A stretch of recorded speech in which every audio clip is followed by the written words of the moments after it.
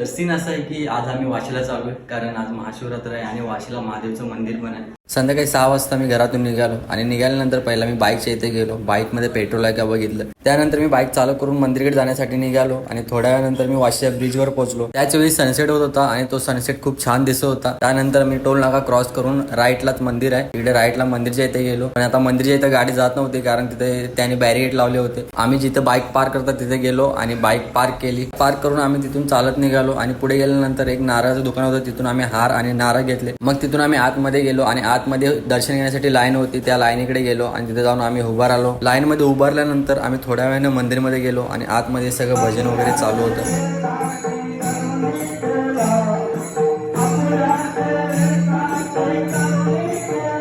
गाभाऱ्यामध्ये गेल्यानंतर आम्ही पहिला महादेवचं दर्शन घेतलं. त्यानंतर श्रीकृष्ण आणि राधा, विठ्ठल रुक्माई आणि श्रीरामांचं दर्शन घेऊन तिथं